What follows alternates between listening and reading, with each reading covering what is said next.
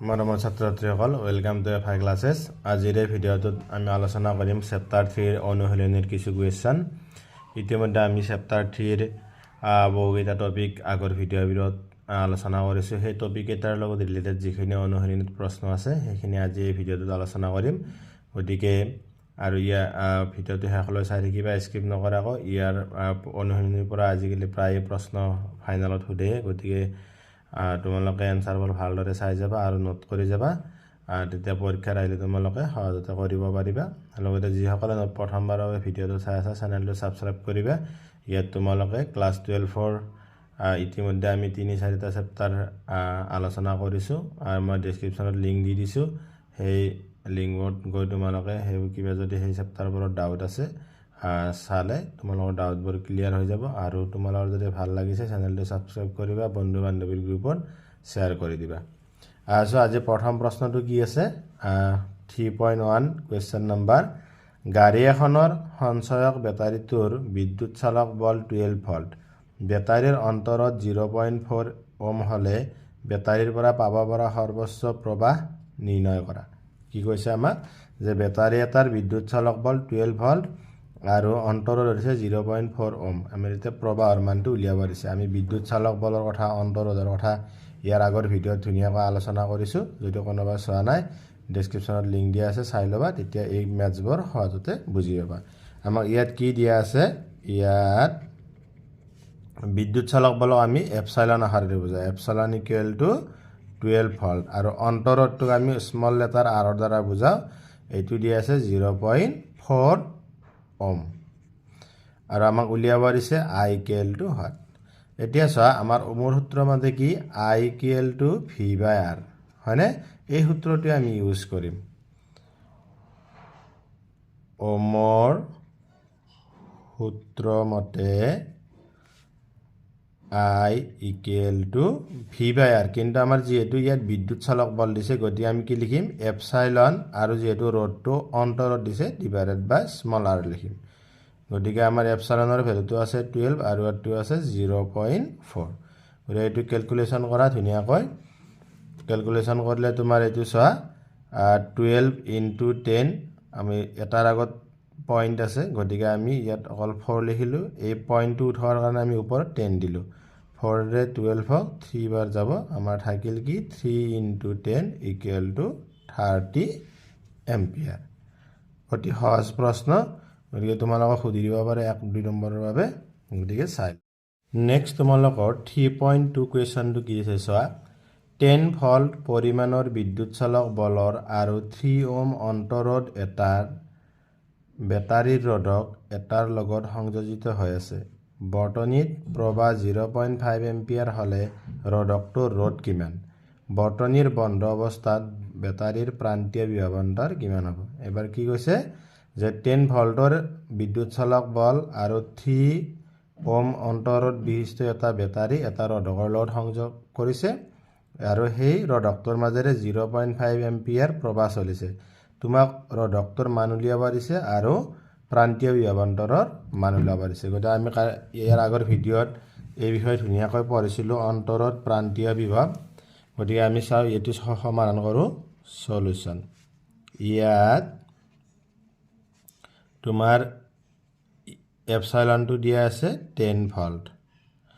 তোমাৰ অন্তৰত small R equal to কিমান দিয়া আছে? 3 ওম।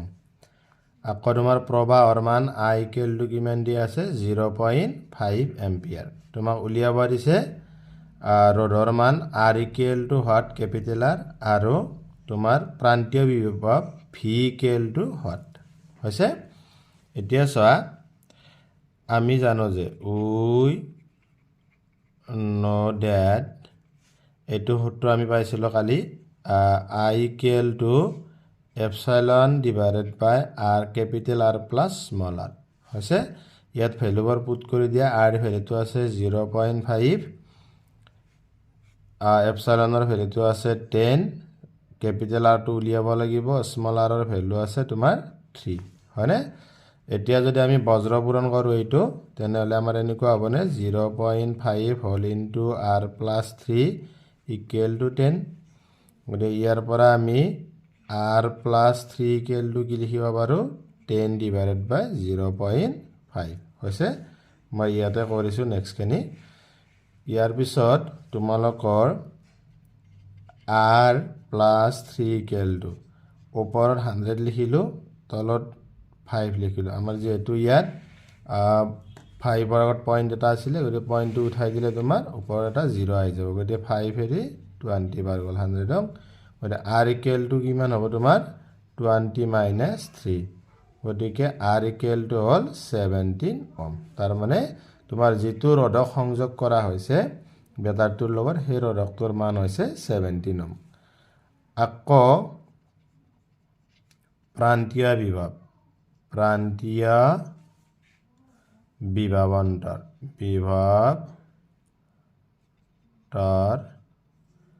ভি ইকুৱেল টু তোমাৰ আমাৰ যিটো বিভৱ সেইটো I R V equal to আইৰ মানটো আছে তোমাৰ কিমান 0.5 আৰু আৰৰ মানটো আছে পালোঁ আমি কিমান 17 এই দুটা পূৰণ কৰিলে হ'ব 5 into 7 35 ৰ 5 মানে 8 এটাৰ আগত ইমান ভল্ট হৈছে গতিকে তোমাৰ প্ৰান্তীয় বিভৱৰ মান হ'ল 8.5 ভল্ট আৰু আমাৰ যিটো ৰ'ধক সংযোগ কৰিছে সেই ৰ'ধকটোৰ মান হৈছে 17 ওহম গতিকে চাই ল'বা পৰীক্ষাৰ বাবে খুব ইম্পৰ্টেণ্ট কুৱেশ্যন হয় এইটো 3.3 ইয়াত দুটা কুৱেশ্যন আছে এ আৰু বি এনে কুৱেশ্যনটো দিছে 1 ওহম 2 ওহম আৰু 3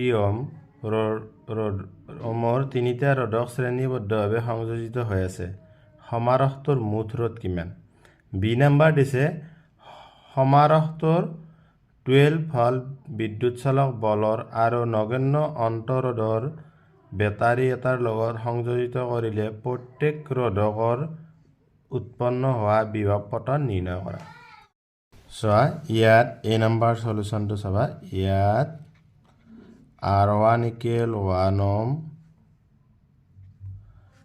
R2 equal 2 ohm R3 equal to 3 ohm so আমাক কি কৈছে যে শ্ৰেণীবদ্ধ সজাত মই ইয়াত বৰ্তনীটো আঁকি লৈছোঁ যে শ্ৰেণীবদ্ধ সজাত আমাৰ মুঠ ৰ'ধ কেনেকৈ আমি উলিয়াব পাৰোঁ যে শ্ৰেণীবদ্ধ সজাত আমি ডাইৰেক্ট যোগ কৰি দিলে আমাৰ তিনিটা ৰ'ধ যোগ কৰি দিলে যিমান হ'ব শ্ৰেণীবদ্ধ সজাটোৰ মুঠ ৰ'ধটো সিমান হ'ব গতিকে আমাৰ এতেকে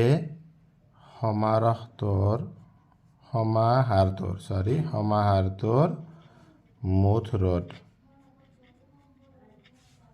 আৰ এছ কিয় লিখিছোঁ শ্ৰেণীবদ্ধ সজাৰ কাৰণে R1 plus R2 plus R3 গতিকে 1 plus 2 plus 3 equal to 6 ohm হৈছে এই নম্বৰটোৰ সলিউশ্যন এইখিনি এতিয়া তোমাক কি কৈছে যে সজাটো 12 ভল্টৰ বিদ্যুৎ চালক বল বিশিষ্ট বা তোমাৰ বেটাৰী এটাৰ লগত সংযোগ কৰিছে কিন্তু ইয়াৰ অন্তৰোধটো নগণ্য গতিকে আমাৰ অন্তৰোধৰ কোনো ইয়াত প্ৰভাৱ নাই গতিকে এতিয়া তোমাক কৈছে প্ৰতিটো ৰ'ধকত বিভৱৰ পতনটো কিমান হ'ব আমি জানো শ্ৰেণীবদ্ধ সজাত বিভৱটো বেলেগ বেলেগ হয় আমি এইটোত ধৰিলোঁ V1 2 নম্বৰ ৰ'ধকটোত ধৰিলোঁ V2 আৰু 3 নম্বৰ ৰ'ধকটোত বিভৱৰ পতনটো ধৰিলোঁ V3 হয়নে কিন্তু আমাৰ ওমৰ সূত্ৰ মতে কি আছিল V equal to IR হয়নে আমি এই ৰ'ধৰ মানকেইটা জানো যিটো ৰ'ধকৰ এগেইনষ্টত তুমি বিভৱটো ওলাব লাগে সেইটো মান ইয়াত হ'ব কিন্তু আইটো আমি নাজানো গতিকে প্ৰথমতে বৰ্তনীটোৰ মাজেৰে চালিত মুঠ প্ৰবাহৰ মানটো ওলাই লওঁ মুঠ প্ৰবাহ যিমান যাব শ্ৰেণীবদ্ধ সজাত কি হয় প্ৰতিটো ৰ'ধকৰ মাজেৰে সিমানখিনিয়ে প্ৰবাহ যায় গতিকে আমি মুঠ প্ৰবাহটো ওলালে হৈ যাব বৰ্তনীটোৰ মুঠ প্ৰবাহ I equal to তোমাৰ কি হ'ব এপসাইলন ডিভাইডেড বাই RS গতিকে এপসাইলনৰ মানটো 12 আছে RS টো টোটেলটো 6 পাইছে গতিকে 2 তোমাৰ এম্পিয়াৰ হ'ব হৈছে এতিয়া ওমৰ সূত্ৰ মতে R1 ৰ'ধকটোত বিভৱৰ পতন V1 equal to I into R1 গতিকে তোমাৰ কি হ'ব আইৰ মান ভ্যালুটো আছে 2 আৰু R1 ৰ ভ্যালুটো 1 গতিকে তোমাৰ কিমান হ'ব 2 ভোল্ট হৈছে ঠিক তেনেদৰে তোমাৰ R2 ৰডকটোৰ বিভৱৰ পতন তোমাৰ V2 ইকুৱেল টু কিমান হ'ব I ইনটু R2 গতিকে I মানটো 2 এম্পিয়াৰ R2 আছে 2 ওহম গতিকে 2 2 4 ভোল্ট হৈছে ঠিক তেনেদৰে R3 ৰডকটোত বিভৱৰ পতন V3 equal to I into R3 গতিকে তোমাৰ এইটো 2 R3 ভ্যালুটো আছে তোমাৰ 3 গতিকে 6 ভোল্ট হৈছে এইটো আছিল তোমাৰ কোৱেশ্চনটোৰ আনসাৰ গতিকে ভালদৰে নোট কৰি লোৱা তোমালোকে 3.4 ত দুটা কোৱেশ্চন দিছে এ নম্বৰ কোৱেশ্চনটো হৈছে 2 ওহম 4 ওহম আৰু 5 ওহমৰ তিনিটা ৰডক সমান্তৰালভাৱে সংযোজিত হৈ আছে সমাহাৰটোৰ মুঠ ৰড কিমান বি নম্বৰ দিছে সমাহাৰটো 20 ভোল্ট বিদ্যুৎ চালক বলৰ আৰু নগণ্য অন্তৰৰডৰ বেটাৰী এটাৰ লগত সংযোজিত কৰিলে প্ৰত্যেক ৰোধকৰ মাজেৰে চালিত প্ৰবাহ আৰু বেটাৰীৰ পৰা টনা মুঠ প্ৰবাহ নিৰ্ণয় কৰা হৈছে গতিকে আমি এই নম্বৰ সলিউশনটো প্ৰথমে কৰি লওঁ আমাৰ ইয়াত কি দিয়া আছে ইয়াত R1 equal to 2 ohm R2 equal to 4 ohm R3 equal to 5 ohm আমাক কি কৈছে যে সজ্জাটোৰ মই ইয়াত চিত্ৰটো আঁকিছো সজ্জাটোৰ মুঠ ৰডটো উলিয়াব দিছে যেহেতু সমান্তৰাল সজ্জাত আছে সমান্তৰাল সজ্জাত থাকিলে আমাৰ মুঠ ৰডটো কি হ'ব এতেকে সজ্জাটোৰ মুঠ ৰড সমান্তৰাল সজ্জাত কি হয় 1 by R equivalent equal to 1 by R1 plus 1 by R2 plus 1 by R3 আমি এই প্ৰকাশ ৰাশিটো ইয়াৰ আগৰ ভিডিঅ'ত মানে ধুনীয়াকৈ ওলাইছিলোঁ আৰু বুজাই দিছোঁ তোমালোকক কেনেদৰে এই ফৰ্মুলাটো হয় গতিকে যিসকলে ফৰ্মুলাটো হয়তো বুজি পোৱা নাই তেওঁলোকে ডেসক্ৰিপচনত লিংক দিয়া আছে সেই ভিডিঅ'বোৰ চালে এইবিলাক ধুনীয়াকৈ বুজি পাবা আৰু গণিতটো কৰা তেতিয়া সহজ হ'ব এতিয়া আমি ভ্যালুবিলাক পুট কৰি দিওঁ 1 by R equivalent equal to 1 by 2 plus 1 by 4 plus 1 by 5 হৈছে এতিয়া চোৱা 1 বাই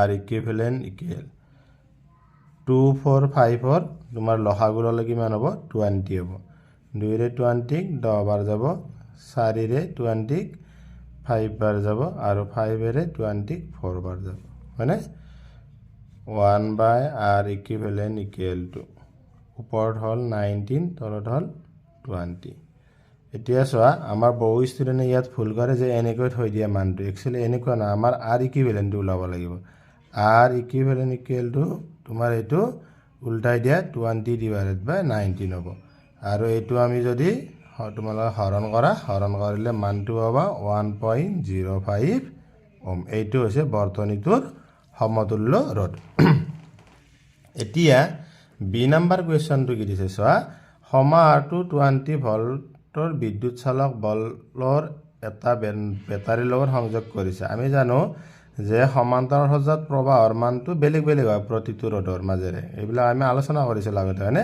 এটা তোমাক কৈছে প্ৰতিটো ৰডৰ মাজেৰে চালিত প্ৰবাহৰ মানটো উলিয়াব দিছে আৰু শেষত মুঠ প্ৰবাহটো কিমান গৈছে বেটাৰীটো বৰ্তনীটোৰ মাজেৰে সেইটো উলিয়াব দিছে গতিকে আমি বি নম্বৰটো সলিউশনটো এনেকৈ কৰিব বি নম্বৰ সলিউশন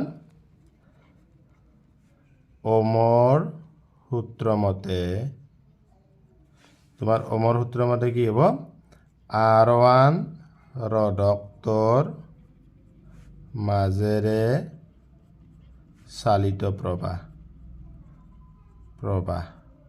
আমি I1 বুলি ধৰিলো equal to V divided by R যেহেতু আমাৰ ইয়াত বিদ্যুৎ চালক বল দিছে গতিকে আমি এপসাইলন ডিভাইডেড বাই R1 লিখিম কাৰণ R1 ৰডকটোৰ গতিকে আমাৰ I1 ইকুৱেল টু এপসাইলনৰ ভ্যালুটো কিমান দিয়া আছে তোমাৰ 12 ভোল্ট দিয়া আছে গতিকে আমাৰ ইয়াত 12 ডিভাইড R1 ৰ মানটো 2 গতিকে I1 ইকুৱেল টু 6 এম্পিয়াৰ হ'ল হৈছে তাৰ পিছত তোমালোকৰ ঠিক তেনেদৰে R2 ৰডকটোৰ মাজেৰে চালিত প্ৰবাহ I2 equal to epsilon divided by R2 গতিকে ইয়াত তোমাৰ 12 ডিভাইডেড বাই এইটোৰ ভ্যালুটো আছে তোমাৰ কিমান 4 গতিকে তোমাৰ কি হ'ব 3 এম্পিয়াৰ তাৰ পিছত তোমাৰ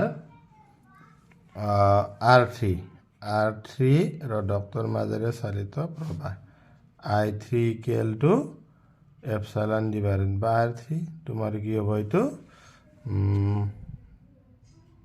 12 এইটো আছে তোমাৰ কিমান 5 গতিকে তোমাৰ ইয়াত এটা মিস্টেক হৈ গ'ল আৰু মানে এইটো 12 নহয় একচুয়ালি 20 আছে 20 হলে ইয়াত 10 হ'ব সৰি এইটো 10 হ'ব ইয়াত মোৰ বটনিটোৰ এইটো ভুলকৈ লিখা গৈছে কোৱেশ্চনৰ এইটো 20 ফল্ট গতিকে তোমালোকৰ এইটো চোৱা এইটো তোমাৰ 20 হলে এখানে চোৱা 20 ডিভাইডেড বাই 4 গতিকে 5 এম্পিয়াৰ হ'ব 5 এম্পিয়াৰ এইটো তাৰ পিছত ইয়াত 20 ডিভাইডেড বাই 5 গতিকে 4 এম্পিয়াৰ গতিকে এইটো হ'ব তোমাৰ 4 এম্পিয়াৰ হৈছে এনেকে প্ৰতিটো ৰডকৰ মাজেৰে আমি চালিত প্ৰবাহৰ মানটো ওলালো নেক্সট তোমাক কৈছে কি যে মুঠ প্ৰবাহটো লাগে এতিয়া চোৱা তিনিটা যদি আমি প্লাস কৰি দাও মুঠ প্ৰবাহ পাই যাম গতিকে মই ইয়াত কৰি দিছো মুঠ প্ৰবাহ তোমালোকে তলতলে লিখিবা প্ৰবাহ I equal to I1 plus I2 plus I3